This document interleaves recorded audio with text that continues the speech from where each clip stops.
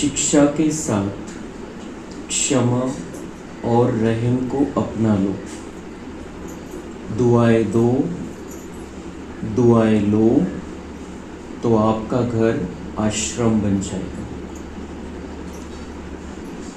खूप महत्त्वाची मुरली आहे आणि लक्षपूर्वक आपल्याला ऐकायची आहे, एकदम अटेंशन देऊन, बाकी सगळ्या गोष्टी बुद्धीमधून काढून।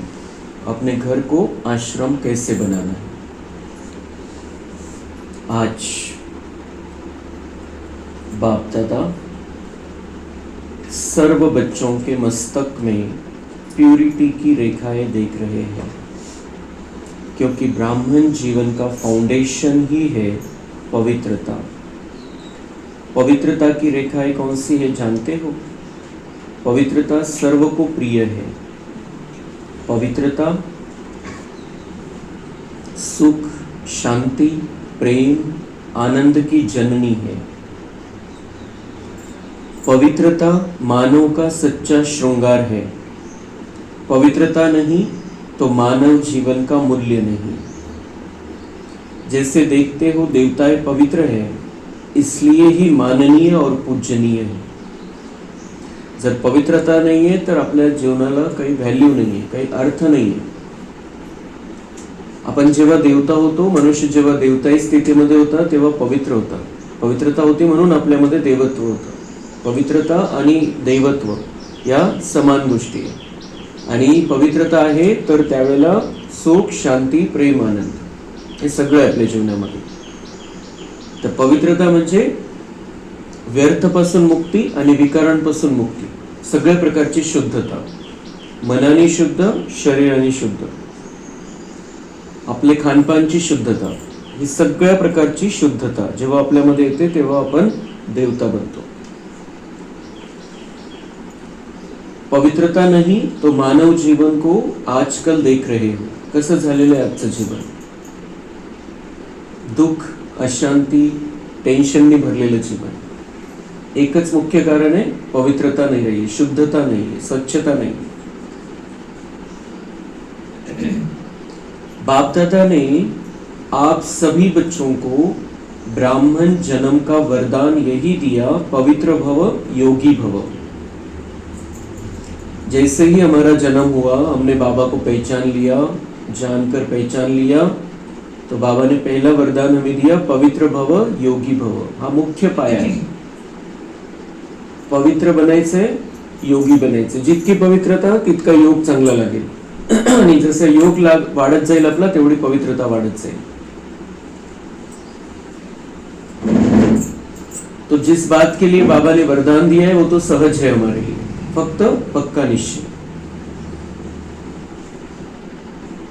जिस आत्मा में पवित्रता है उसकी चाल, चलन, चेहरा चमकता है।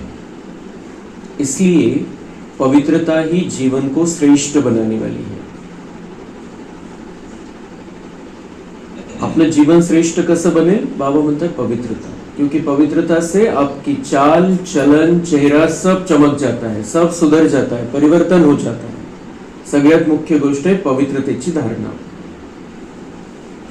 वास्तव में आप सब बच्चों का आदि स्वरूप ही पवित्रता है। बाबा म्हणतात मी काही विशेष सांगत नाहीये तुम्हाला, तुमचं मूळ स्वरूप पवित्रता आहे। मुळात तुम्ही पवित्र आत्मे। आदि स्वरूप भी पवित्रता है, अनादि स्वरूप भी पवित्रता है।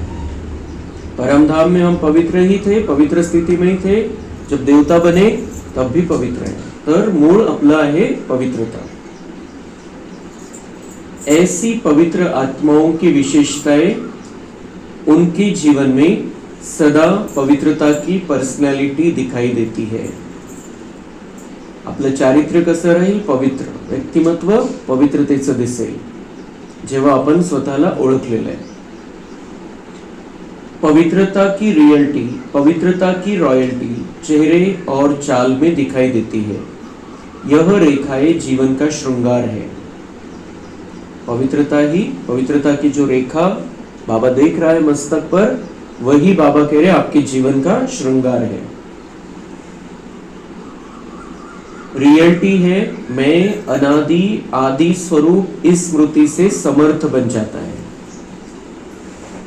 रियलिटी क्या आहे, सत्यता काय आपली, की मी आदि आणि अनादि स्वरूपामध्ये आत्मा आहे परमधाममध्ये त्यावेळेला, आणि आत्म्याने जेव्हा देवताई शरीर मध्ये प्रवेश केला त्यावेळेला मी पवित्र आहे. ही रियलिटी, ही माझी सत्यता आहे. हे आपण डुप्लिकेट झालेलं केव्हापासून, द्वापर युगापासून. ओरिजिनल आपण पवित्र आहे. रॉयल्टी है स्वयं भी स्वमान में और हर एक को सम्मान देकर चलने वाला. रियलिटी आहे आपण पवित्र आहे. मग रियलिटी आपण ओळखली, आपण ओळखलं स्वतःला की मी पवित्र आहे, तर आपलं दुसऱ्यांसोबत व्यवहार कसा राहील, स्वतः स्वमान मध्ये राहू आणि दुसऱ्यांना पण सन्मान देत राहू आपण.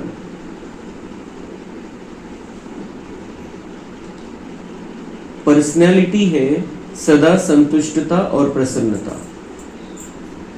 पवित्रता जर आहे तर तो सदा संतुष्ट राहील आणि सदा प्रसन्न राहील, खुश राहील. त्याच्यामध्ये पवित्रता आहे, कारण तो आपल्या ओरिजिनल स्थितीमध्ये पोहोचला. जेव्हा आपण ओरिजिनल स्थितीमध्ये, तेव्हा शांती आहे, संतुष्टता आहे, आनंद आहे, आणि आपण सदा कोणत्याही गोष्टीमुळे अप्रसन्न होणार नाही. स्वयं भी संतुष्ट और अन्य को भी संतुष्ट करने वाले. पवित्रता से प्राप्तियां भी बहुत हैं. बाप दादा ने आप सभी बच्चों को क्या क्या प्राप्ति कराई है वह जानते हो ना. कितने खजानों से भरपूर किया है. अगर प्राप्तियों को स्मृति में रखे तो भरपूर हो जाए. पवित्रता से प्राप्तियां भी बहुत है. जितना हम पवित्र बनते जाते हैं उतना हमें प्राप्तियां होती जाती. प्राप्ति किती मोठी आहे. सगळ्यात मोठी प्राप्ती तर बाबा भेटला आपल्याला, आणि बाबा भेटल्यानंतर आपला हा पवित्रतेचा प्रवास पुन्हा सुरू झाला. आणि आपण जितकं पवित्र बनत जातो मग तेवढं बाबा आपल्याला भरपूर करत जातो. तर वेगवेगळ्या प्रकारच्या प्राप्ती आहे, सुंदर असं आपलं भाग्य बनणार आहे. आज आपलं प्राप्तीचं वर्णन बाबा करतोय, जे आपल्याला 4 विषय दिलेले त्या प्राप्तीचं वर्णन. तो वो प्राप्तियां स्मृति में रखे तो भरपूर हो जाए. म्हणजे फक्त माहिती आहे असं नाही, सदा त्या स्थितीमध्ये राहिलं पाहिजे की मुझे क्या मिला जो दुनिया वालों को नहीं मिला है. जो प्राप्तियां मुझे हो रही है दुनिया वालों को किसी को भी नहीं. बहुत बड़े बड़े बैठे हैं, उनको ये प्राप्तियां नहीं है जो बाबा हमें कराता है. ज्ञान गुण शक्तियों से भर रहा है, मेरे हाथ में भाग्य बनाने की कलम दे दी है, इतना सुंदर मार्गदर्शन करता है, किस स्थिति में क्या सोचना है ये समझाता है, कैसे स्थिर रहना है, कैसे शांत रहना है, कैसे अचल अडोल रहना है ये समझाता है, कैसे आप देवता जैसे यहाँ पर बन जाओ ये समझाता है. तो कितनी सारी बातें हैं जो दुनिया वालों के नसीब में नहीं है. तो बाबा म्हणते हैं इनको स्मृति में भी रखेंगे तो भरपूर होते जाएंगे. मतलब कमी है कुछ जीवन में ऐसा महसूस नहीं होगा. तो बाबा ने हमें क्या क्या दिया, 4 सब्जेक्ट. त्याचंच खजान्याच्या रूपामध्ये बाबा वर्णन करतोय कि सबसे पहले खजाना दिया है ज्ञान का खजाना. पहला विषय हमारा इस ज्ञान मार्ग में है ज्ञान.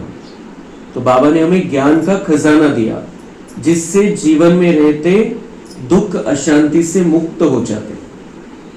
ज्ञान दिया मतलब समझ दी, सत्य बताया, हमारा सत्य बताया, परमात्मा का सत्य बताया, और दुनिया के आदि मध्य अंत का ज्ञान दे दिया, ड्रामा का ज्ञान दे दिया, कर्मों का ज्ञान दे दिया.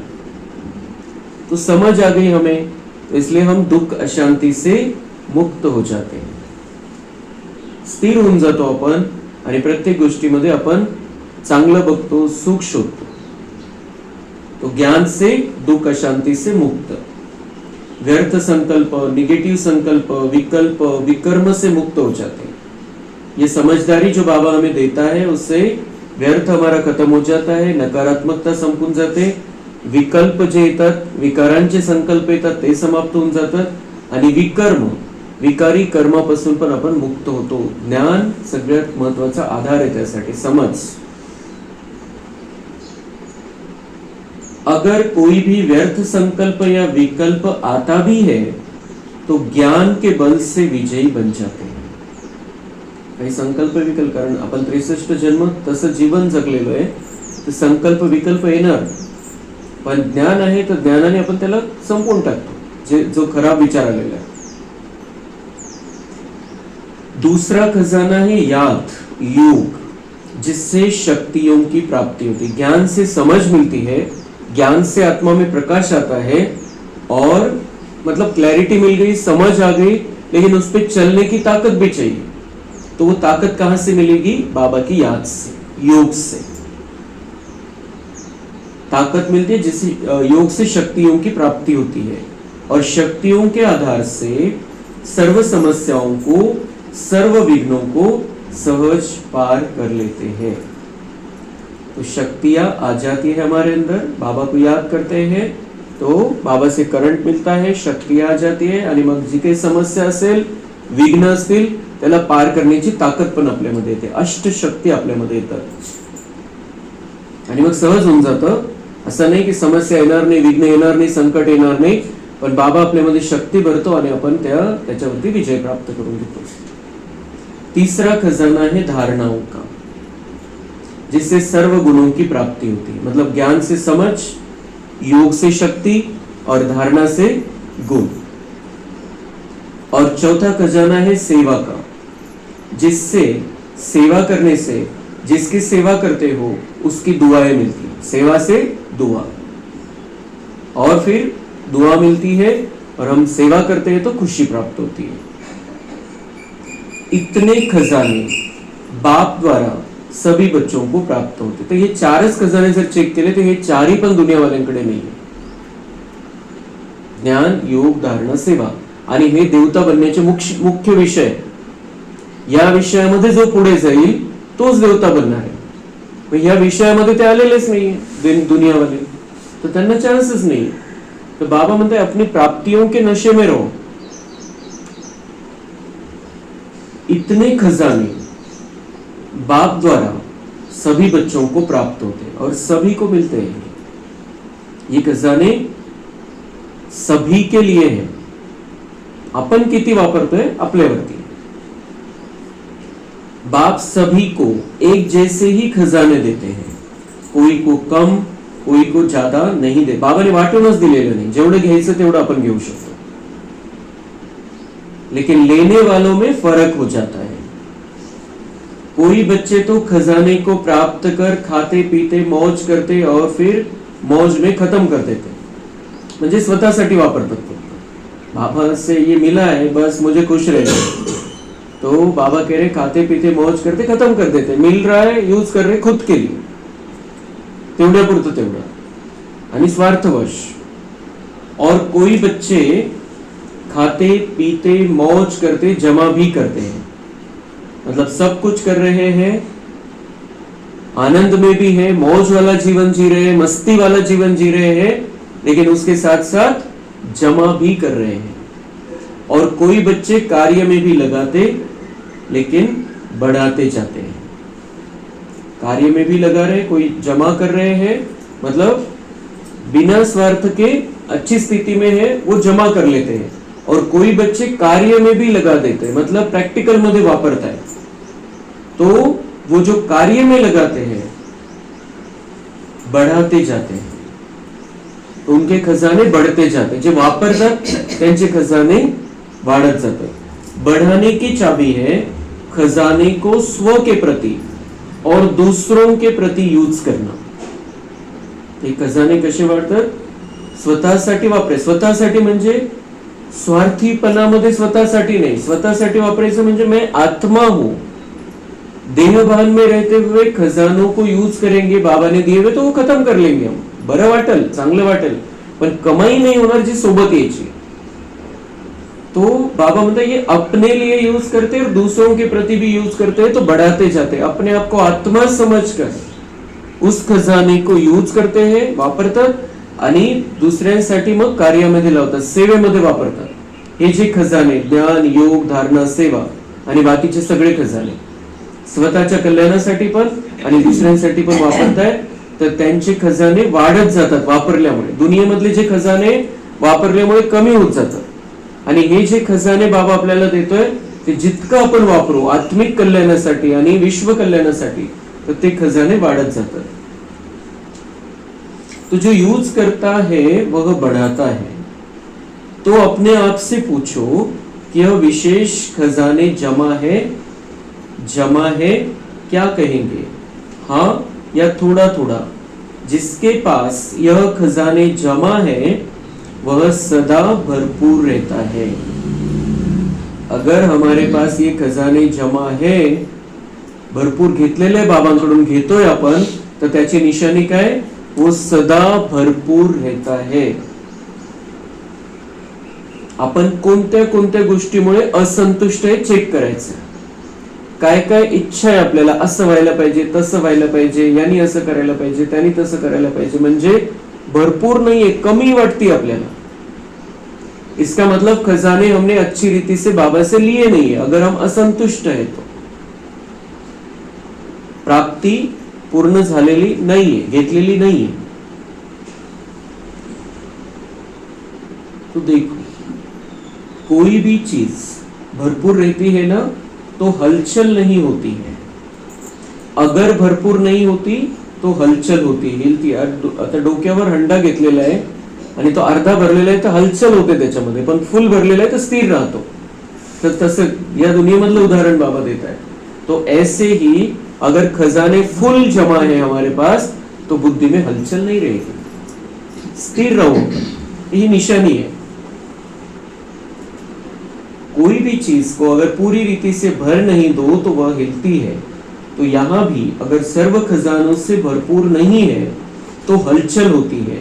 सदा यह नशा रहे कि बाप के खजाने मेरा जन्म सिद्ध अधिकार है। असं नाही की बाबा देईल तर मग मी घेईल, किंवा कोणीतरी मला देईल, कोणीतरी घेऊन देईल बाबांकडून, असं नाही। बाबा के खजाने मेरा जन्म सिद्ध अधिकार है।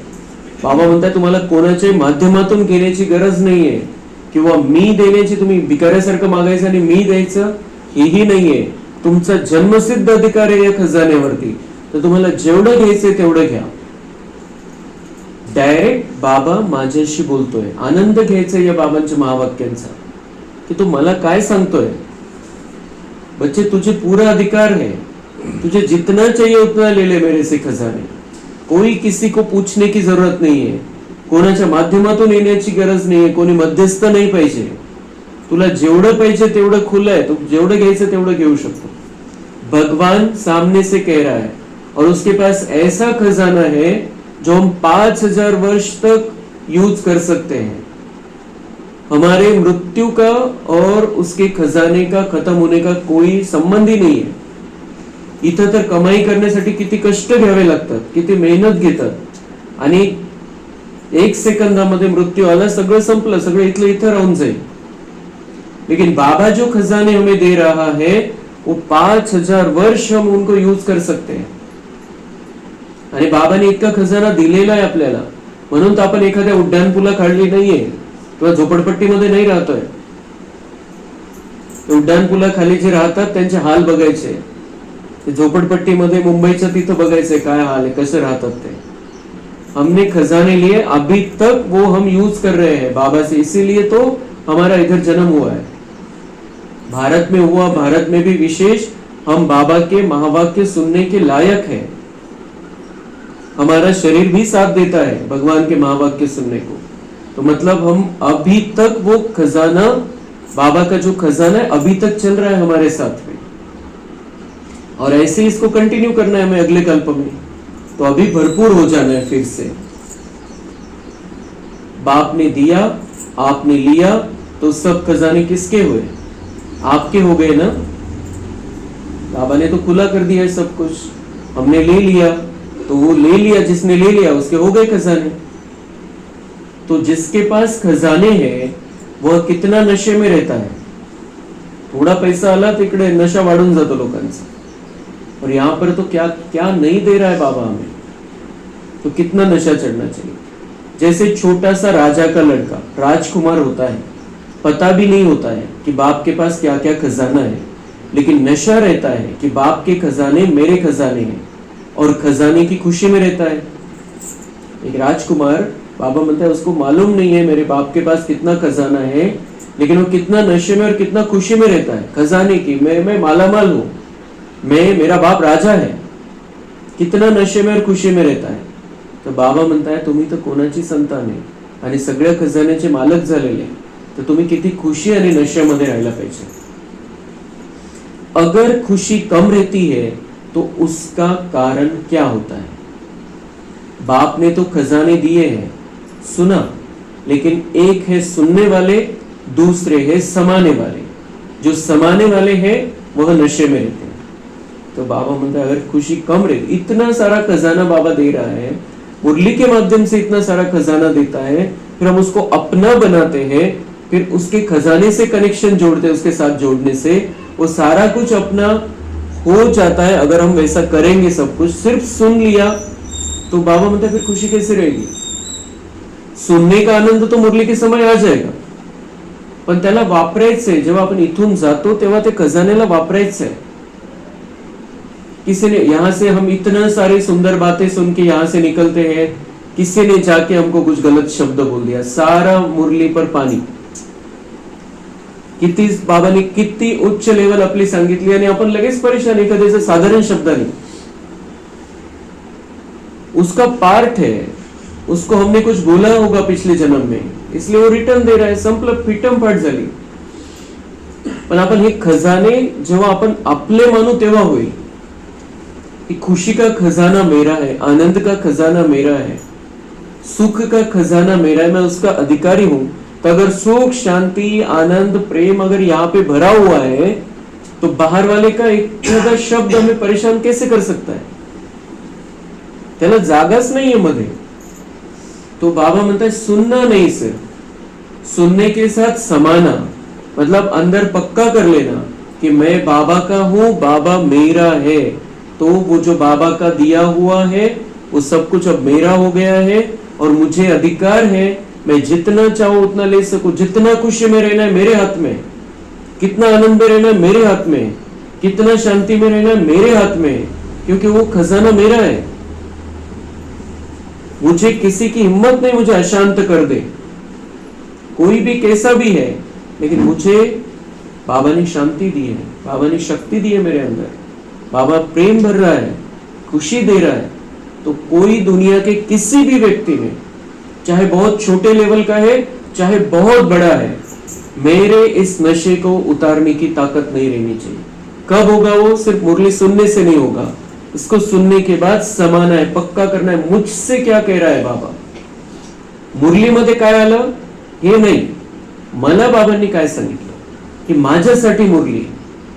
इस तरीके से हमें मुरली को स्वीकारते चलना है, तो वो नशा रहेगा और खुशी रहेगी कायम. इस संगम युग में ही बाप द्वारा अखंड भाग्य का वरदान वर्षा प्राप्त होता है. अखंड भाग्य का वरदान, ये भाग्य में खंड नहीं पड़ेगा हमारे मृत्यु से. अखंड भाग्य, जन्म जन्मांतर का भाग्य, और इसका वरदान हम संगम युग पर आ गए हैं, संगम युगी आत्माओं को ही प्राप्त होता है. वो जो द्वापर के बाद आएंगे वो कोई भाग्य बनाकर नहीं आने वाले, उनको कर्म करना पड़ेगा, पुण्य कर्म, और उसकी प्राप्ति उन्हें होती रहेगी फिर. लेकिन हम जो बाबा के बच्चे अभी जो कर रहे हैं, हम अभी 5000 वर्ष के लिए जमा कर लेते हैं, 2500 वर्ष के लिए स्पेशल जमा करते हैं, और फिर बाबा की ताकत कंटिन्यू रहती है द्वापर में भी और कलयुग में भी. अंत समय में थोड़ा ये हिसाब किताब रहता है, लेकिन बाकी बाबा की ताकत हमारे साथ में चलती है, तो हमारे द्वारा अच्छे कर्म भी होते, उसका भी फल मिलता है. और अभी वो हम रिकॉर्डिंग कर रहे हैं कि 5000 वर्ष में हम क्या क्या करने वाले हैं. तो ऐसे संगम युग में, भाग्यवान समय में आप सभी अपना भाग्य लेने के लिए पहुंच गए हो. बाबा के पास क्यों आए हैं? भाग्यवान समय, संगम युग का समय ये भाग्यवान समय है, और इसमें पहुंचना बहुत बहुत बहुत बड़े भाग्य की बात होती है. आणि याला दुनियावाल्यांनी काय म्हटलेले? मनुष्य जन्म दुर्लभ है. मनुष्यता आहे, किती मनुष्य, किती करोडो मनुष्य आहे, आणि मनुष्य जन्म मिळणं मुश्किल आहे असं म्हणतात दुनियावाले. त्यांना माहिती नाहीये की हा संगम युगातला जन्म मिळणं मुश्किल आहे. प्रत्येकाचं नशीब नाहीये. ही खूप थोडक्या मोजक्या आत्म्यांच्या नशिबामध्ये एवढी इतकी मोठी दुनिया, आणि त्याच्यामध्ये बाबांनी आपल्याला निवडलेलं आहे. किती थोडे बाबांचे बच्चे, याच्यामध्ये आपली निवड झालेली आहे. आपण सगळ्या दुनियेचा विचार तर ठीक आहे, पण औरंगाबाद जिल्ह्याची लोकसंख्या किती असेल? संपूर्ण जिल्ह्याची लोकसंख्या किती असेल? जवळपास 1 कोटी असू शकते. 1 कोटी असेल औरंगाबाद जिल्ह्याची लोकसंख्या. 1 कोटीपेक्षा जास्त असेल पूर्ण जिल्हा जर पकडला. आणि त्याच्यामध्ये भाई बहिणी किती आहे? बाबांचे बच्चे किती आहे? सगळ्या पूर्ण जिल्हा मिळून 3000, 4000, 5000 असतील टोटल. तर त्याच्यामध्ये आपला नंबर लागलेला आहे. किती मोठी गोष्ट है। और इसीलिए वो दुनिया वाले कहते हैं मनुष्य जन्म दुर्लभ है। तो ये संगम युग का जन्म दुर्लभ है। भाग्यवान समय में कुछ थोड़े भाग्यवान बच्चे ही पहुंचते हैं। तो ये एक एक बात का हमें नशा चढ़ना चाहिए, विचार करायचा याच्यावरती नंतर पण। तो बाप दादा बच्चों को बहुत एक सहज पुरुषार्थ की विधि सुनाते। भाग्यवान समय में पहुंच गए हैं, बाबा म्हणते मग आता सहज तुम्हाला मी सांगतो काय करायचं। सबसे सहज, और कुछ भी नहीं करना, सिर्फ एक बात करना। एक बात तो कर सकते हो ना, म्हणजे बाबा इतका सुंदर, इतका चांगला शिक्षक आहे की त्याला माहिती एका गोष्टीची जरी बच्चांनी धारणा केली तर सगळं त्यांच्यामध्ये येऊन जाईल। कारण हे जे बाबा सांगतो की एक गोष्टीची धारणा, तर सगळ्या गोष्टी एकमेकांशी कनेक्टेड असतात त्या। जसं चोर चोर मोसेरे भाई, ते बरोबर भेटतात। जो दारू पिणारा असतो त्याला तसे सोबते कोणत्याही गावात गेला तर भेटून जातं बरोबर। तो ऐसे ये जो गुण अंदर, हम एक गुण की भी धारणा करते हैं तो बाकी सारे गुण अट्रैक्ट हो जाते, सगळे आकर्षित होऊन आपल्यामध्ये येतात। तो इसलिए बाबा कह रहे सहज कर लो, एक कोई पक्का कर लो तो सारे गुण आप में आ जाएंगे। तो क्या है सहज? एक बात कर सकते हो ना, हाँ हाँ करो या ना करो, कहो हाँ जी। तो सबसे सहज विधि है अमृत वेले से लेके सबको जो भी मिले उससे दुआएं लो और दुआएं दो। याच्यामध्ये सगळे होऊन जाईल, ज्ञान योग धारणा सेवा। अगर ये हमारा पक्का हो जाए, कोई भी मिलता है, मतलब कोई सामने आता है हमारे, किसी की याद आती है, किससे हम मोबाइल पे बात करते हैं, किसी के बारे में न्यूज सुन रहे हैं, कोई भी सामने आ गया हमारे आत्मा, कोई भी सामने आ गया, तो क्या करना है? दुआएं दो और दुआएं लो, दुआएं लो और दुआएं दो। एकच करा बाबा म्हणताय, पण ते करण्यासाठी हे सगळं पाहिजे। पण आपल्याला पक्का करायचंय, जसं जसं आपण हे करत जाऊ सहज, म्हणजे असं अवघड वाटतं योग कसा लावायचा, हे कसं करायचं, ते कसं करायचं, तर बाबा म्हणताय सिर्फ ये चालू कर दो आप, दुआएं लेना है, दुआएं देना है, बाकी सब हो जाएगा। आत्मा तैयार हो जाएगी चारों विषयों में आगे बढ़ने के लिए। दुआएं लो, दुआएं दो।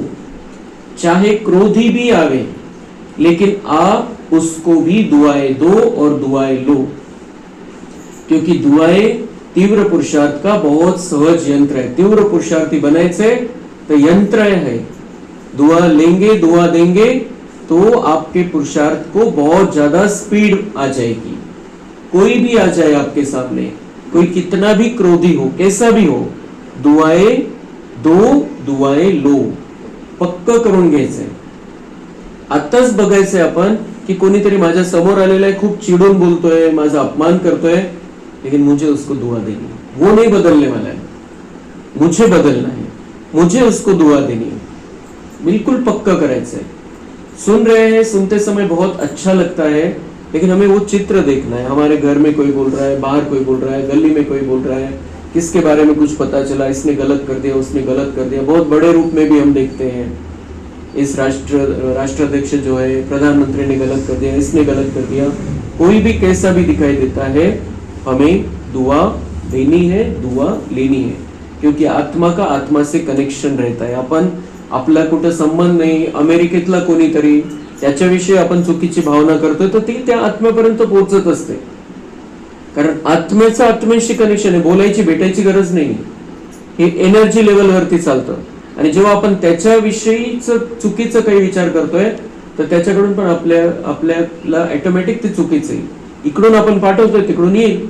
असं नाही की त्याला समजलं आपण काहीतरी चुकीचा विचार केला, पण त्या आत्म्यामधून जी एनर्जी निघेल ती जिथून आपण पाठवलेली होती तिथं परत पोहोचते, म्हणजे आपल्यापर्यंत पोहोचणार आहे ती।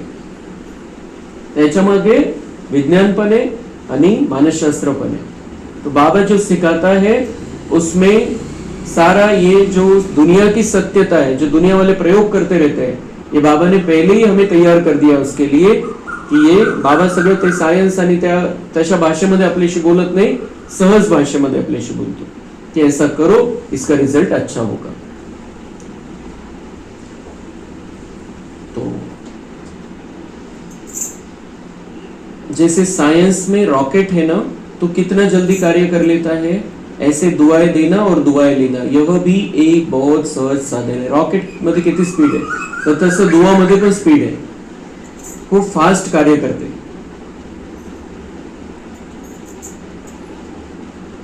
तो ऐसे दुआएं देना और दुआएं लेना यह भी एक बहुत सहज साधन है आगे बढ़ने का, आगे बढ़ने का सहज साधन.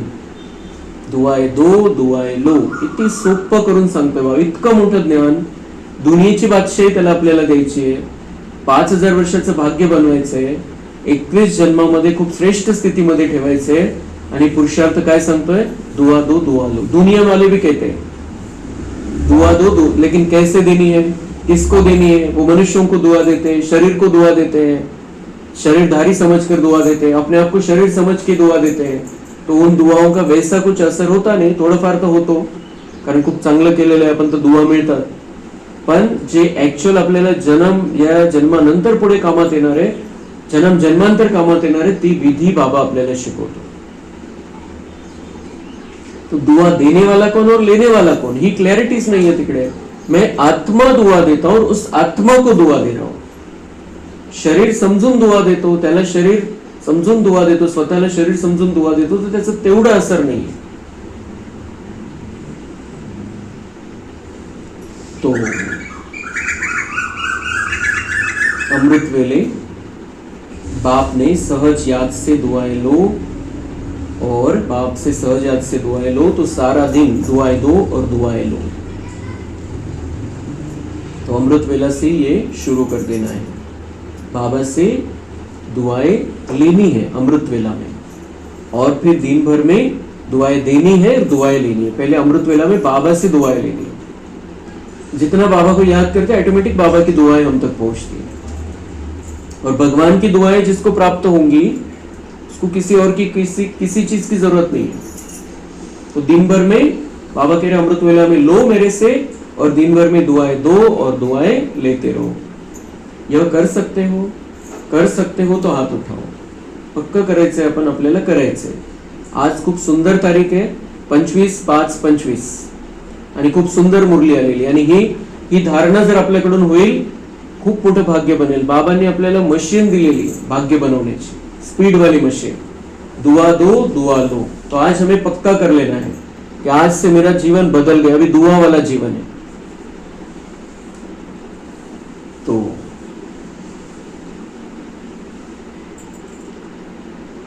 कोई बद्दुआ दे तो क्या करें. अभी दुआ दे रहा है तो दुआ लेना तो सहज है, दुआ लेना कोई दे रहा है तो हमें उसको देना भी सहज है. पण बाबा म्हणते आता हे तर पक्क केलं, पण बघा कोणी जर तुम्हाला बद्दुआ दिली तर मग तुम्ही काय करणार. समोर येऊन शिवाय देतोय, समोर येऊन अपमान करतोय, कोणाकडे तरी आपल्याविषयी काहीतरी बोलतोय उलट पालट, वो बद्दुआ दे रहा है हमको. तो बाबा कह रहे हो तब क्या करेंगे. अभी तो ऐसा तो नॉर्मल कंडिशन मध्ये तो तुम्ही दुआ देणार, पण जेव्हा तुम्हाला असं समजलं किंवा तो समोरून बोलतोय बद्दुआ है, तो क्या करेंगे. आपको बार बार तंग करे, तो कोई बद्दुआ दे रहा है, आपको तंग कर रहा है, तो देखो. बाबा म्हणता है देखो आप परमात्मा के बच्चे, दाता के बच्चे. दाता हो ना, कसं समजवतोय बाबा, ठीक है त्याचा पार्ट है. आप कौन हो, आप दाता के बच्चे, परमात्मा के बच्चे. दाता हो ना, मास्टर दाता तो हो. बाबा दाता है, हम उसके बच्चे हैं, तो मास्टर दाता है. आपलं ते स्वरूप आपण लक्षात घ्यायचं. बाबाजी आता आपल्या समोर दाखवतो की तुम्ही कोण आहे. हम परमात्मा के बच्चे, दाता के बच्चे, मास्टर दाता है. तो दाता का काम क्या होता है, देना. दाता मतलब ही देना है, देने वाला. तो सबसे अच्छी चीज है दुआएं देना. दाता का काम होता है देना, तर देण्यामध्ये सगळ्यात बेस्ट जर काही असेल तर दुआ द्या. दुआ देणं हे सगळ्यात बेस्ट आहे. तो कैसा भी व्यक्ति हो, लेकिन है तो आपका भाई बहन. परमधाम मध्ये बघायचंय आपण सगळे एकाच बापाचे बच्चे हैं, तो हमारा भाई बहन है वो. यहाँ पे पार्ट में, भाई के पार्ट में या बहन के पार्ट में, स्त्री पार्ट में या पुरुष पार्ट में है, लेकिन वो तो ओरिजिनल तो आत्मा है. एक घर के रहने वाले हैं, एक बाबा के बच्चे हैं, मतलब एक थाली में खाना खाने वाले. तो बाबा कह रहे चाहे कोई भी हो, है तो आपका भाई बहन, कैसा भी हो. परमात्मा के बच्चे तो भाई बहन हो ना. तो परमात्मा का बच्चा है, मेरा ईश्वरीय भाई है, ईश्वरीय बहन है, उसको क्या देंगे? परमात्मा का बच्चा है मतलब मेरा ईश्वरीय भाई, ईश्वरीय बहन है, तो उसको क्या देंगे? बद्दुआ देंगे. क्या कैसे दे सकते हैं हम अपने भाई बहन को? किसी को बद्दुआ दे सकते हैं?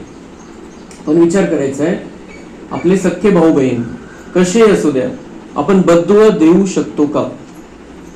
विचार करून बघायचं. एक आपण एक 10-20 सेकंद आपले भाऊ बहिणी आठवायचे आणि त्यांना बद्दुआ द्यायचे.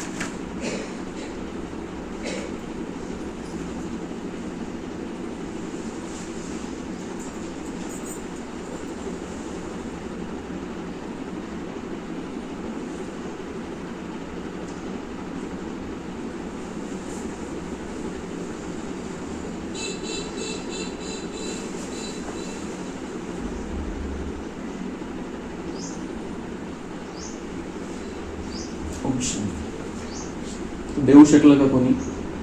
आपल्या भाऊ बहिणीला देऊच शकत नाही आपण, किती विचार केला नाही तो कसाही असला, बद्दुआ देऊ शकत नाही. तो बाबा म्हणताय तो ईश्वरीय भाई बहन है, उसको बद्दुआ देंगे क्या? तो बाप कभी बद्दुआ देता है, देगा, देता है, हाँ या नहीं? हाँ ना करो, बहुत खुश रहेंगे. क्यों? अगर बद्दुआ वाले को भी आप दुआ देंगे, वह दे न दे लेकिन आप दुआ लेंगे, तो दुख क्यों होगा? बाप दादा आप आए हुए बच्चों को एक वरदान देता है. तर बाबा म्हणताय की जसं तुम्ही आपल्या भाऊ बहिणींना बद्दुआ नाही देऊ शकत, तसं हे सगळे तुमचे भाऊ बहीण आहे. दुनियेमध्ये जेवढे काही आत्मे सगळे परमधामचे राहणारे बाबांचे बच्चे त्यांनी ओळखलेला नाहीये बाकीच्यांनी, पण तरी बाबांचे बच्चे सगळे. तो बाबा कह रहे उनको कैसे बद्दुआ दे सकते हो आप? ये तो एक जन्म के जो भाई बहन है उनको भी नहीं बद्दुआ दे सकते आप. तो जन्म जन्मांतर के भाई बहन, एक बाप के बच्चे, उनको कैसे बद्दुआ दे सकते हो? तो बिल्कुल पक्का करायचं है आपल्याला कि किसी को भी बद्दुआ देनी नहीं है, चाहे वो कुछ भी दे. हमको समझ नहीं है, पार्ट है, कर्मों का हिसाब किताब है, लेकिन हम अगर दुआ ही लेंगे, दुआ ही देंगे तो हम दुखी नहीं होंगे. यानी बाबा म्हणता है कि आप आए हुए बच्चों का, आज जो बच्चे आए हैं उनको बाबा वरदान देता है. वरदान याद रखेंगे तो सदा खुश रहेंगे. वरदान सुनेंगे. तो वरदान दे रहा है बाबा, आज आए हुए बच्चों को हमें आज पक्का कर लेना है. आज के दिन बाबा का वरदान मिला है हमको. वरदान है, अगर आपको कोई दुख दे तो भी आप दुख लेना नहीं. वह दे लेकिन आप नहीं लेना. बाबा का वरदान मिल गया कि वो दुख दे, आप नहीं लेना. और जिस बात के लिए वरदान मिलता है वो हमारे लिए सहज हो जाता है. वरदान मिळालं म्हणजे ऑटोमॅटिक होऊन नाही जाणार, पण ते करायचं आपल्याला प्रॅक्टिकल मध्ये, तर आपल्यासाठी सहज आता है. भगवान का वरदान मिल गया, चाहे कोई दुख दे, भगवान कह रहा है आप दुख नहीं लेना. ये भगवान का वरदान है, आपको दुख नहीं लेना है. मतलब उसने, बाबा ने शक्ति भर दी उस महावाक्य में. ऐसे नहीं कह रहा है, वरदान के साथ कह रहा है कि आप दुखी मत हो. चाहे कोई दुख दे, चाहे कोई बद्दुआ दे, आपको दुखी नहीं होना है. क्योंकि देने वाले ने दे दिया, लेकिन लेने वाले तो आप हो ना. आपल्या हातामध्ये घ्यायचं की नाही घ्यायचं उसके हात में देना है, लेकिन लेना तो मेरे हात में है. जबरदस्ती कसं काय देऊ शकतो कोणी? कोणतं काही पण. तो लेने वाले तो आप हो ना. देने वाला लेने वाला नहीं है. जो देने वाला है वो लेने वाला थोड़ी है, लेने वाले हम हैं, वो देने वाला है। लेना नहीं लेना हमारे हाथ में, उसके हाथ में थोड़ी हमारा लेना। हम ले या न ले ये उसके हाथ में थोड़ी है, ये तो हमारे हाथ में है। हमें लेना है या नहीं लेना है, उसके हाथ में देना, हमारे हाथ में लेना। तो अगर वह बुरी चीज देता है, दुख देता है, अशांती देता है, तो बुरी चीज है ना। तो त्याने खराब गोष्ट दिली आपल्याला, दुख देता है, अशांति देता है, तो बुरी चीज है ना। आपको दुख पसंद है, नहीं पसंद है ना, तो बुरी चीज हो गई ना, तो बुरी चीज ली जाते है। बाबा म्हणते खराब वस्तू जसं तुम्ही घेणार नाही, खराब आहे, सडलेलं फळ आहे किंवा काहीतरी खराब आहे, खूप फाटलं तुटलेलं काहीतरी आहे आणि तो देतोय आपल्याकडे, तो बाबा म्हणते आप लोगे क्या? तो दुख पसंद है क्या आपको?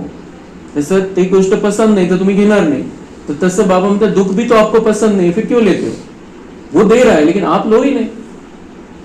आप सुख के सागर के बच्चे हो, बाबा की छत्र छाया में हो, बाबा से आपको सुख का वर्षा मिल रहा है, शांति मिल रही है, वो दुख दे रहा है, आप लो नहीं, खत्म।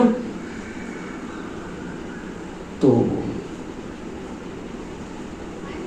बाबा कह रहे हैं आपको दुख पसंद है, नहीं पसंद है ना, तो बुरी चीज हो गई ना, तो बुरी चीज ली जाती है क्या? कोई आपको बुरी चीज देवे तो आप ले लेंगे, लेंगे नहीं लेंगे, तो लेते क्यों? तो बुरी चीज अगर कोई लेंगे नहीं हाथ में, तो ये दुख क्यों लेते हो? वो दुख भी तो बुरी चीज है, क्यों लेते हो? ले तो लेते हो ना। अगर दुख ले लेते हो तो दुखी कौन होता है? आप होते हो या वह होता है? लेने वाला ज्यादा दुखी होता है। त्याने जरी दुःख दिलं, इथं त्याचे व्हायब्रेशन चुकीचे झाले, तो दुःख त्याला पण होईल, त्याची स्थिती पण खराब होईल जो देणारा आहे।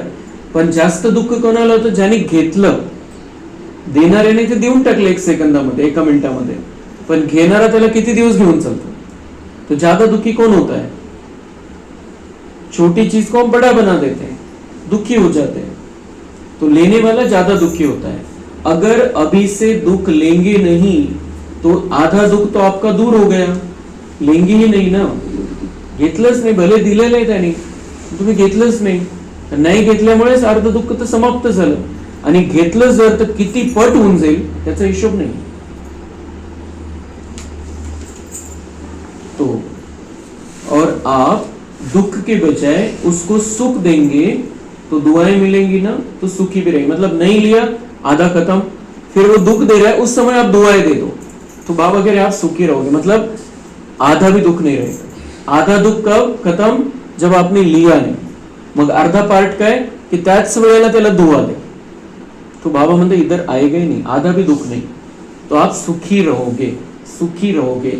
आणि जर दुःख घेतलं तर मग त्याचं आपण विचार करून करून करून करून करून त्या दुःखाला किती दिवस कंटिन्यू ठेवतो मनामध्ये। एखाद्याचा एक शब्द कोणी कोणी 20 वर्ष विसरत नाही, 50 वर्ष विसरत नहीं कि तो मला असं बोलला होता, तो वो दुख लिया, कितने दिन पकड़ कर बैठेंगे। तो बाबा म्हणता है उसी समय लो ही नहीं, और साथ में दुआएं दे दो, वो बात खत्म, और आपका सुख जैसा कि वैसा रहेगा। और बाबा से लेते रहो, फिर सुख बढ़ता जाएगा। लेकिन जब हम दुखी हो जाते हैं तो बाबा से सुख लेने की कैपेसिटी भी कम हो जाती है, इसलिए अंदर सुख रहेगा तो उस सुख को हम खींच सकेंगे परमात्मा से।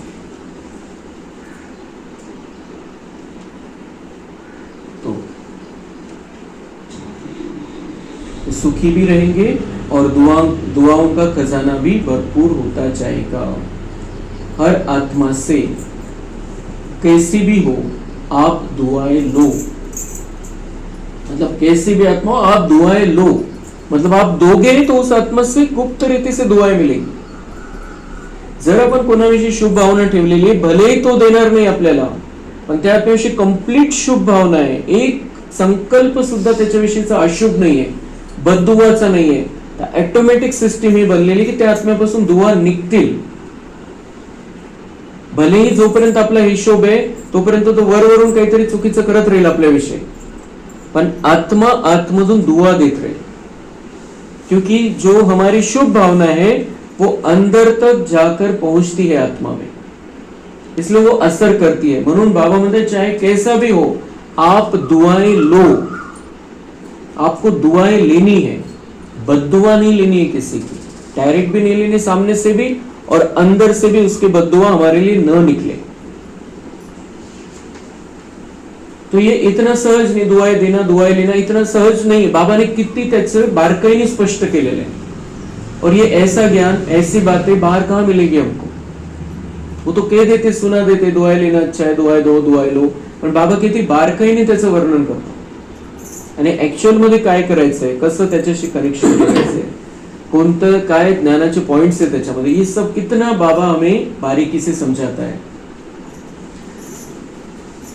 शुभ भावना, शुभ कामना रखो. कोई कैसा भी है, दुआ लेनी है उससे, उसके प्रति शुभ भावना, शुभ कामना रखनी है. कोई कैसा भी है, कैसा भी मतलब हमारा कितना भी नुकसान कर दे, क्योंकि हम अब सब कुछ छोड़ के परमधाम जाना है हमको. आता त्यामुळे इथं आता कोणाच्या बद्दुवा नाही पाहिजे, कोणाच्या आपल्याविषयी अशुभ भावना नाही पाहिजे. सगळं इथलं पॅकअप करून आपल्याला परमधाम घरी जायचंय, सतयुगामध्ये देवता बनायचंय. इथल्यामध्येच अटकून राहू आपण तर ते भाग्य नाही बनवू शकणार. तो कभी कभी क्या होता है, कोई ऐसा काम करता है ना, तो कोशिश करते हैं शिक्षा देने की. मग काय होतं, बाबा म्हणते कभी कभी कोई गलत काम करता है तो क्या करते हो आप, उसको सिखाने की कोशिश करते हो. असं वाटतं की याला शिकवावं तर लागेल, इसको ठीक कर दो, शिक्षा देते हो. शिक्षा दो, सांगावं तर लागेल, पण बाबा म्हणताय शिक्षा दो, लेकिन शिक्षा देने की सर्वोत्तम विधि है कि क्षमा का रूप बनके शिक्षा दो. किती मोठी गोष्ट आहे. बाबा म्हणते कोणाला शिकवायचं पण आहे तर सगळ्यात पहिले क्षमेचं रूप धारण करा मध्ये, म्हणजे संपूर्ण क्षमा, माफ करून देते आत्म्याला, कंप्लीट माफी. ठीक है, कुछ भी कर दिया, गलत किया, क्षमा, क्षमाशील बन जाओ, क्षमा धारण कर लो उसके प्रति, काहीच ठेवू नका मनामध्ये. मग तुम्हाला क्लिअर आहे की मला याला समजवायचंय की पुढे काही होऊ नये म्हणून. क्षमा का सागर बनकर उसको शिक्षा दो, की त्याने चूक केलेली ही भावना मनामध्ये ठेवून नका शिकवू. कारण मग तसे शब्द येतील, तशी भावना त्याला पोहोचेल की मुझे गलत समझता है. और जब कोई को लगता है ये मुझे गलत समझता है तो उसका मानता ही नहीं. तो क्षमा का रूप बन के शिक्षा दो.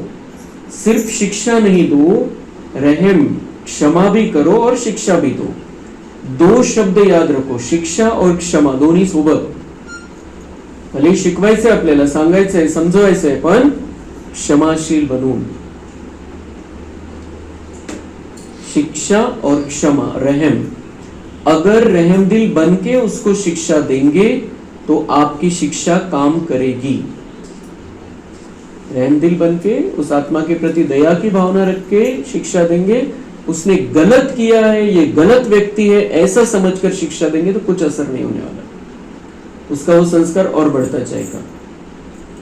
अगर रहम दिल बन के नहीं देंगे तो शिक्षा एक कान से सुनेंगे, दूसरे कान से निकल जाएगी, शिक्षा धारण नहीं होगी. छोटे बच्चे सुद्धा घरामध्ये जर त्यांना आपण खूप प्रत्येक वेळेला त्यांची चूक सांगत राहिलो किंवा चिडूनच बोलत राहिलो तर तो धीट बनून जातो. तो म्हणतो हे बोलतच राहतो, तो एक कान से सुनता है, दूसरे से छोड़ देता है. तो इसलिए बाबा कह रहे हैं कि पहले क्षमा करो फिर समझाओ.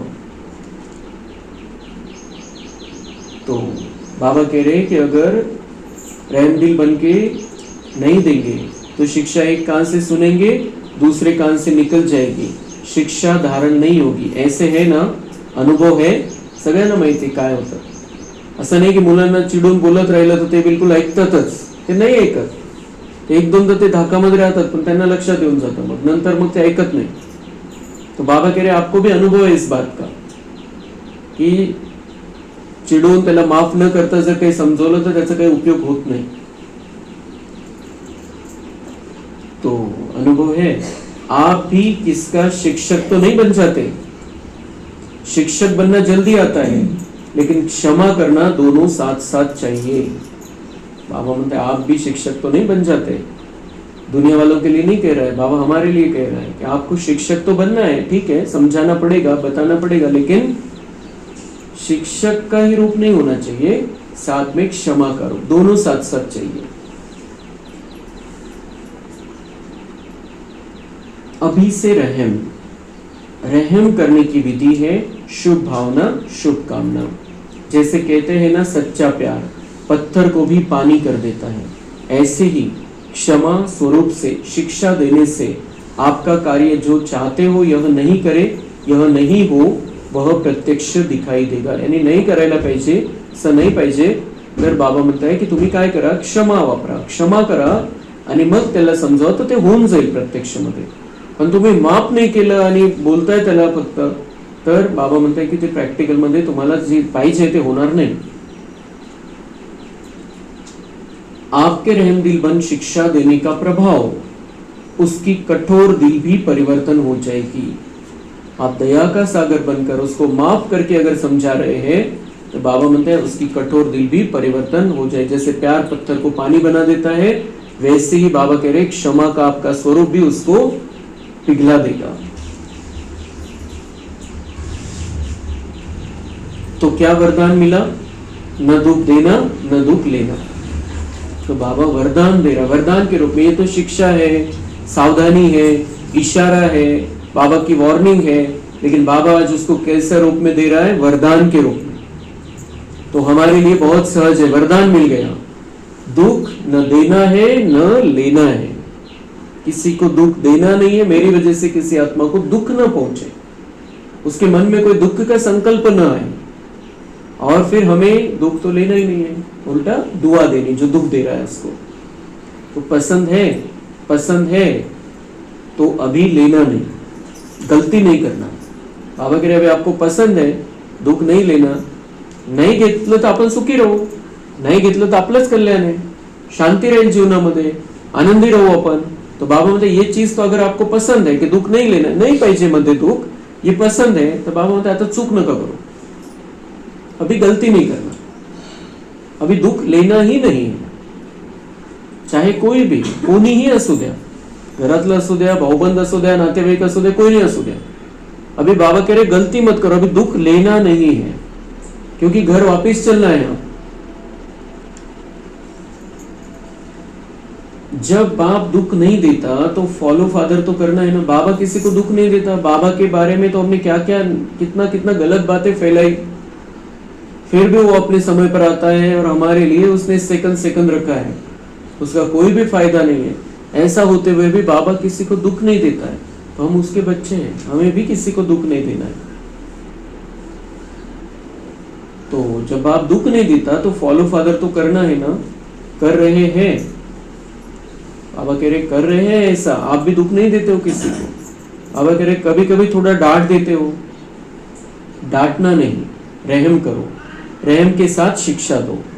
बार बार किसको डांटने से और ही आत्मा जो है ना वह दुश्मन बन जाती, जैसे छोटे बच्चे को समझाते बाबा वैसे समझा रहा है। डांटना नहीं, बार बार किसको डांटते हो तो वो आत्मा दुश्मन बन जाती है, अंदर ही अंदर दुश्मन बन जाती है। मतलब हमारे प्रति उसके मन में वो आदर की भावना नहीं रहती, वो प्यार नहीं रहता है, आत्मा दुश्मन बन जाते हैं। जिसको डांटते हो ऑटोमेटिक होता है अंदर ही अंदर। जिसको ज्ञान नहीं है, जो ज्ञानी आत्मा है उसको कुछ फर्क नहीं पड़ता है, लेकिन जो अज्ञानी आत्मा है दुनिया में, वो अगर हम किसी को डांटते हैं तो वो हमारे दुश्मन बन जाते हैं।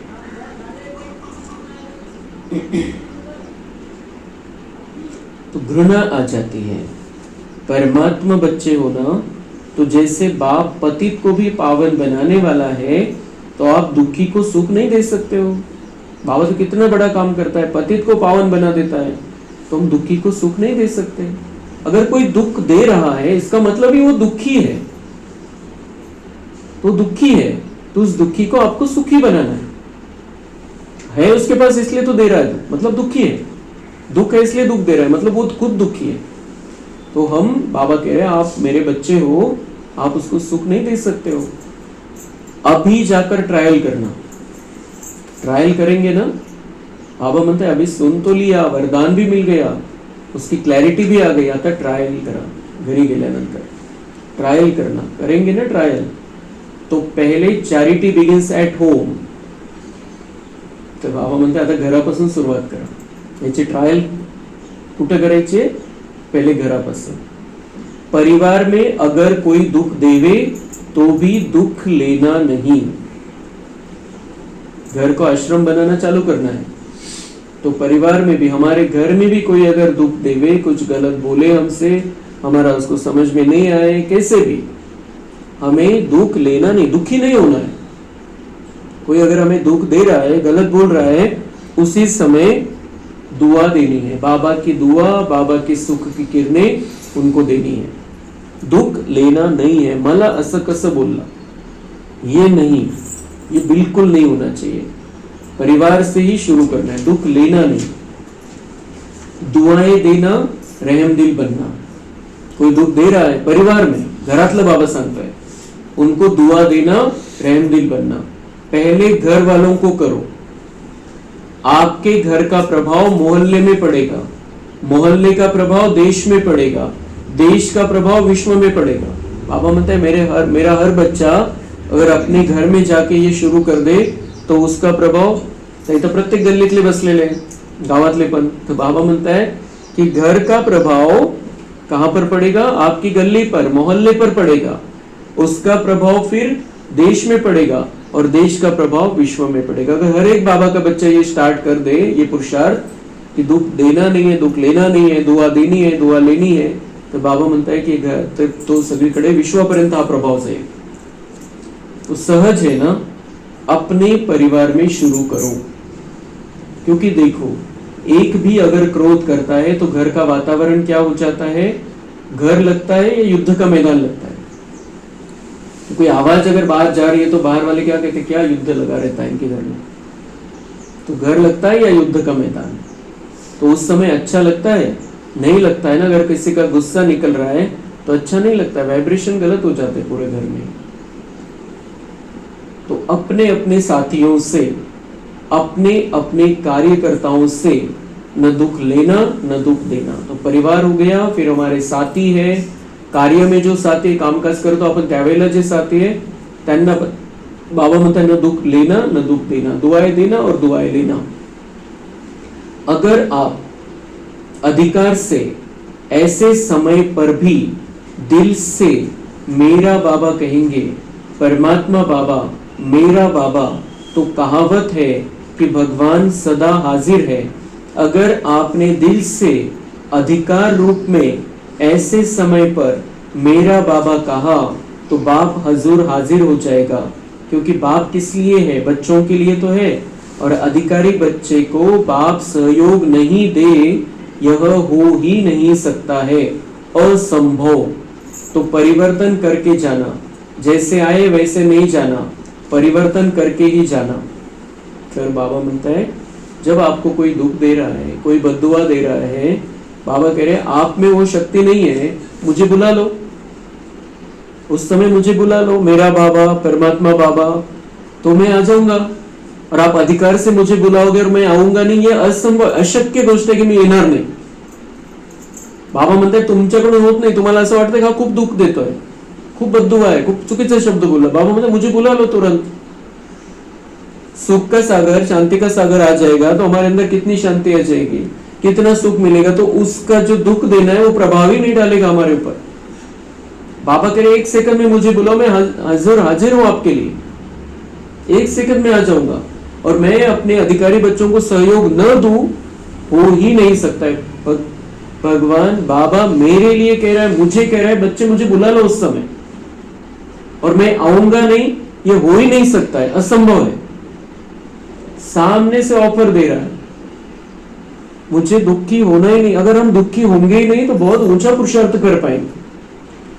पुरुषार्थाची गाडी अटकायचं कारण आहे की हे आपण दुःख घेत बसतो कोणत्याही गोष्टीचं, आणि मग ते ज्ञान काम करत नाही मध्ये। इसलिए बाबा कह रहे सबसे मेन पुरुषार्थ तो यही है, न दुख दो न दुख लो, न दुआएं दो और दुआएं लो। और नहीं हो रहा है आपसे तो मुझे बुला लो, मैं आ जाऊंगा। और जैसे 2-4 बार हमने बाबा को बुला लिया उस समय पे, तो हमें प्रैक्टिस हो जाएगी, हमको बाबा को बुलाने की भी जरूरत नहीं हो जाएगी रहेगी। हम ऑटोमेटिक उस स्थिति में पहुंच जाएंगे कि दे रहा है मुझे लेना नहीं। आणि आपण त्याच्यामध्ये अजून एक करू शकतो कि उसकी जो बद्दुआ आ रही है, उसका जो शब्द है, उसका जो बुरा व्यवहार है, वो जो हमारा नुकसान कर रहा है, सब बाबा को अर्पण। बाबा तू ले ले, तू देख ले, फिर देखना क्या मैजिक हो जाएगी, क्या जादू हो जाएगी इसमें। उसको उनको सुख देना है, दुआ देनी है सबसे पहले तो, लेकिन वो जो दे रहा है खुद में नहीं लेना है, बाबा के पास सीधा ट्रान्सफर कर देना आहे. असं समजायचं मी ते सगळं टाकलं बॉक्समध्ये, बॉक्स बाबांकडे पोहोचवलं, पार्सल गेलं बाबांकडे. अब बाबा जाने, बस आपल्याला काहीच ठेवायचं नाही मनामध्ये. तो बाबा कह रहे अभी आज यहाँ जैसे आए हो वैसे नहीं जाना, अभी परिवर्तन करके जाना. 25/5/25 की मुरली सुन रहे हैं हम. अभी यहाँ से जाएंगे परिवर्तन होके ही, पक्का कर लेना है. आज से ही मेरा जीवन अब बदल गया है.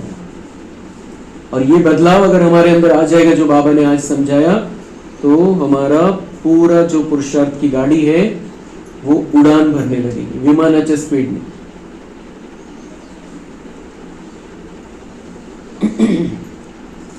तो वैल्यू है, हमने समय दिया है. बाबा म्हणतात तुम्ही जो वेळ दिलेला आहे मुरली ऐकण्यासाठी त्याची तर व्हॅल्यू करा. ऐसे वेस्ट नहीं जाना चाहिए, इसको पूरा धारण कर लेना. बाबा म्हणतात वैल्यू है स्व परिवर्तन के पहले घर का परिवर्तन, फिर विश्व का, देश का परिवर्तन. आपका घर आश्रम बन जाए. अगर हमारी ये स्थिति हो जाएगी कि हम दुख ले नहीं रहे, दे नहीं रहे, दुआएं दे रहे हैं घर में भी, तो बाबा मतलब आपका घर आश्रम बन जाए. वही तो आश्रम है जहां पर सब सुख शांति में रहते हैं. तो बाबा कह रहे पहले आपके घर को आश्रम बनाओ. अभी घर नहीं आश्रम, अभी घर है, घर को अभी आश्रम बनाना है. जैसे शास्त्र भी कहते हैं गृहस्थ आश्रम, लेकिन आज आश्रम नहीं है. गृहस्थ आश्रम म्हणतात की गृहस्थ आश्रमामध्ये राहतोय, संसार करताय म्हणजे गृहस्थ आश्रमामध्ये राहताय. पण बाबा म्हणताय आता घर कोणाचंच आश्रम नहीं राहिलेलं होतं. अब बाबा फिर से आश्रम बनाना है घर को. और सतयुग में जो हमारा घर होगा, घर नहीं होगा, महल होंगे, लेकिन वो जैसे आश्रम रहेगा. मतलब सुख शांति प्रेम आनंद से भरपूर. आश्रम अलग है, घर अलग है. तो घर को आश्रम बनाना, दुआएं देना और लेना, यह आश्रम का कार्य है. आपका घर मंदिर बन जाएगा. मंदिर में मूर्ति क्या करती है? आश्रम बन जाएगा. आपका घर मंदिर बन जाएगा. तो बाबा म्हणते मंदिर में आप कौन हो? घर मंदिर है आपका, जैसे मंदिर जैसा बन गया, लेकिन उस मंदिर में आप मूर्तियां हो. मंदिर में मूर्ति क्या करती है? दुआएं देती है ना. मूर्ति के आगे जाकर क्या कहते हैं? दुआ दो, मर्सी मर्सी कह के चिल्लाते हैं, दुआ दो, दया करो. मूर्ति के आगे जाते हैं मंदिर में. तो आप भी, अगर आपका घर आश्रम बन गया, मंदिर बन गया, तो आप मूर्ति है. तो आपको सबको दुआ देनी है, सब पर रहम करना है. तो आपको भी क्या देना है? दुआ. ईश्वरीय प्यार दो, आत्मिक प्यार. मग त्याच्यामध्ये पुन्हा सावधान करतो बाबा कि आप बहुत प्यार देने लग जाओगे दूसरों को, लेकिन कैसे देना है? ईश्वरीय प्यार दो, आत्मिक प्यार दो. आपस में मोह के धागों में मत बन जाओ. फिर तो प्यार वाला घर बन जाए, तो प्यार का मंदिर कहते हैं दुनिया में घर को ही. लेकिन बाबा कह रहे वैसा नहीं. सावधानी किती देतो बाबा. बिलकुल बाबा असं जे पाहिजे बाबांना आपल्याकडून त्याच्याविषयी बाबा एकदम क्लियर है. बाबा कह रहे हैं कि आपको देना है दुआ, ईश्वरीय प्यार दो, आत्मिक प्यार. शरीर का प्यार नहीं, आत्मिक प्यार. वो देहभान वाला प्यार नहीं करने लग जाओ. आत्मिक प्यार, आत्मा का आत्मा से स्नेह है. आज प्यार है तो स्वार्थ का प्यार है, सच्ची दिल का प्यार नहीं है. काहीतरी पाहिजे म्हणून प्रेम है. सच्चे दिल का प्यार नहीं. स्वार्थ होगा तो प्यार देंगे, स्वार्थ नहीं होगा तो डोंट केयर. अभी तो दुनिया वालों में जब हम किसी से मिलते हैं, दुनिया वाले कोई किसी से मिलता है, हाथ मिलाता है, उससे तो पहले दिल में आता है कि इससे मुझे क्या मिलने वाला है, काय प्राप्ति है मला याच्याकडून. तो बाबा कह रहे यहाँ इस दुनिया में प्यार कौन सा है? स्वार्थ वाला प्यार है, सच्ची दिल का प्यार नहीं है. स्वार्थ होगा तो प्यार देंगे, स्वार्थ नहीं होगा तो कहीं घेना देना नहीं, डोंट केयर. तो आप क्या करेंगे? आत्मिक प्यार देना, दुआ देना, दुख न लेना, न दुख देना. आत्मिक प्यार देना, सबको प्यार देना है, लेकिन आत्मिक प्यार, शरीर वाला नहीं. वो तो मोह है. फिर मोह है, आकर्षण है. बाबा कह रहे उससे सावधान. आत्मिक प्यार देना है, मतलब न्यारा रहकर बाबा का प्यारा बनकर प्यार देना है. जो समझते हैं कुछ भी हो जाए थोड़ा सहन तो करना पड़ेगा, समाने की शक्ति कार्य में लगानी पड़ेगी, लेकिन सहन शक्ति का फल बड़ा मीठा होता है.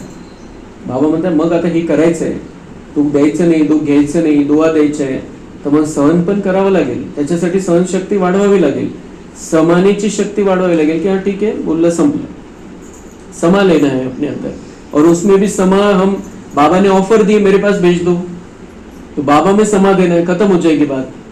तो बाबा म्हणतात ही शक्ती तर वापरावी लागेल. लेकिन सहन शक्ति का फल बड़ा मीठा होता है. सहन कर लोगे, सहन मतलब मजबूरी से नहीं, बाबा कह रहा है इसलिए नहीं, लेकिन मेरे अंदर मैं सहनशील आत्मा हूं इसलिए. और जो सहन करेगा बहुत प्यार से, तो वो शहंशाह बन जाएगा. ये सहन शक्ति का फल बाबा कह रहे बड़ा मीठा होता है. सहन करना पड़ता है लेकिन फल बड़ा मीठा होता है. त्याचं जे फळ भेटणार आहे, बाबा म्हणते ते खूप गोड आहे. किती भाग्य बनवून घेणार आहे तुम्ही त्याच्यामुळे. तो जो पक्का वायदा करते हैं, घर घर को स्वर्ग बनाएंगे, मंदिर बनाएंगे, आश्रम बनाएंगे, वह हाथ उठाओ. तो बाबा कह रहे आप अभी पक्का कर लो कि हमें अपने घर को आश्रम बनाना है, मंदिर बनाना है, स्वर्ग बनाना है.